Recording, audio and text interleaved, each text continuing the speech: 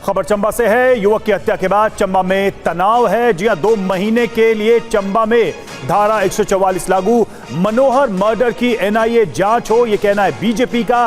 पीड़ित परिवार से मिलने पहुंचे जयराम ठाकुर।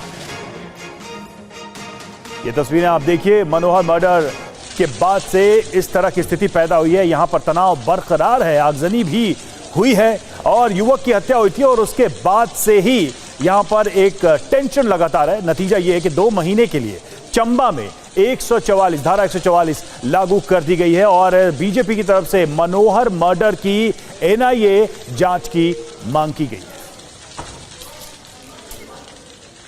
इस पूरे मामले पर पुलिस का क्या कहना है अभी तक, आइए देखिए। इस केस की इन्वेस्टिगेशन, जो सबूत हमारे पास आ गए हैं, आरोपी हमारे पास है।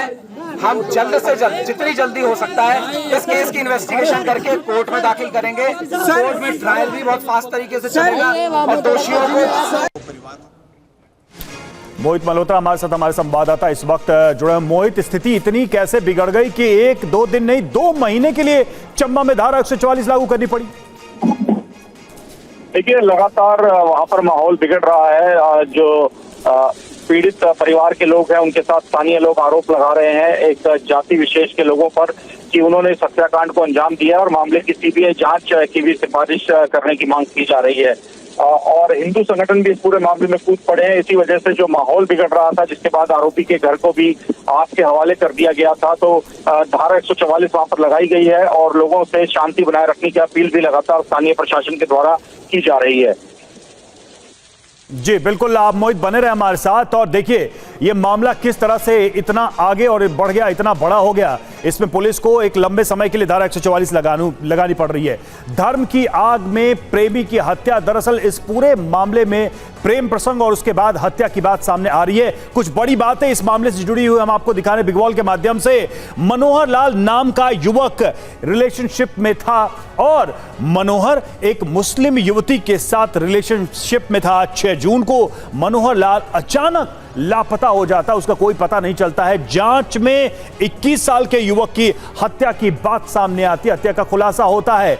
लड़की के भाइयों पर मनोहर की हत्या का आरोप है कि उन्होंने ही मनोहर की हत्या की थी। प्रेम प्रसंग की वजह से लड़के की हत्या कर दी गई और शव के टुकड़े करके बोरी में बंद करके फेंक दिया गया, यानी कि बर्बरता से हत्या की गई। पुलिस को शव के टुकड़े नाले में पत्थरों के नीचे मिले और यही जैसे जैसे जानकारी आगे बढ़ी, लोगों में नाराजगी बढ़ती गई और नतीजा आप देखिए कि 2 महीने के लिए 144 लगा दिया गया। और इस वक्त सुधांशु त्रिवेदी बंगाल में जो पंचायत चुनाव हो रहे हैं, हिंसा हो रही है, उस पर कुछ कह रहे हैं। यदि 40,000 से अधिक लोग नामांकन करते हैं केवल 341 ब्लॉक में, और इसमें तो अन्य भी दलों के लोगों ने नामांकन किया है अंतिम दिन, ऐसा तो नहीं है कि सिर्फ तृणमूल कांग्रेस ने किया है, लेफ्ट ने भी किया है, कांग्रेस ने भी किया है, हमने भी किया है। यानी औसतन एक व्यक्ति के नामांकन का समय 2 मिनट के आसपास आता है। अब व्यावहारिक दृष्टि से समझा जा सकता है कि सरकार और राज्य की चुनाव आयोग के दिशा निर्देश में काम कर रही चुनावी मशीनरी कितनी ईमानदारी से काम कर रही है। यदि एक नामांकन पत्र को सरसरी नजर से भी देखना हो कि उसके अंदर कोई गलती नहीं है, तो वो 2 मिनट में नहीं देखा जा सकता। 5, 7, 8 मिनट तो आपको देखने में लगते हैं। इसके बावजूद इस गति से हुए नामांकन यह दर्शाते हैं कि सरकार किस प्रकार से व्यवस्था को हाथ में लिए है। और मैं पूछना चाहता हूं, जो लोग कहते थे कि democracy is almost finished in India, तो I want to ask them a categorical question that the level of violence which has been witnessed in West Bengal, the democracy is flourishing or it is vanishing? ये लोकतंत्र का उद्भव दिख रहा है या तिरोभाव दिख रहा है? और जिस प्रकार से नामांकन की प्रक्रिया का मैंने उदाहरण बताया, क्या ये लोकतंत्र का उपहास नहीं है?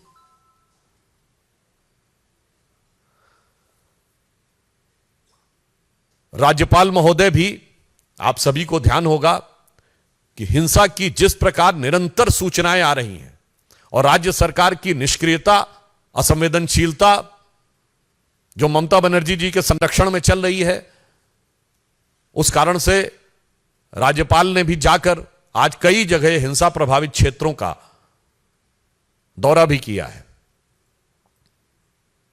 मैं यह भी बताना चाहता हूं कि इस प्रकार के घृणा, हिंसा और प्राणघातक हमलों के दौर में भी भारतीय जनता पार्टी के 50,000 से अधिक कार्यकर्ताओं ने अपना नामांकन किया है। यानी इन प्रतिकूल परिस्थितियों में भी भारतीय जनता पार्टी के कार्यकर्ता पूरी दृढ़ता के साथ, साहस के साथ उस जुल्म और ज्यादती को सहते हुए लोकतंत्र की लड़ाई लड़ने के लिए आगे बढ़ रहे हैं। और मैं तृणमूल कांग्रेस की सरकार और ममता बनर्जी जी को यह कहना चाहता हूं कि आप याद रखिए कि यह आगजनी का जो खेल, जो हिंसा का खेल आप खेल रहे हैं, यही इससे पूर्व कम्युनिस्ट सरकारें करती थी।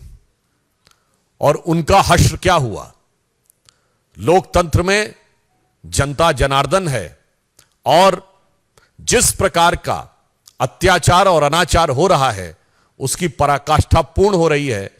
तो मैं उन्हें सुझाव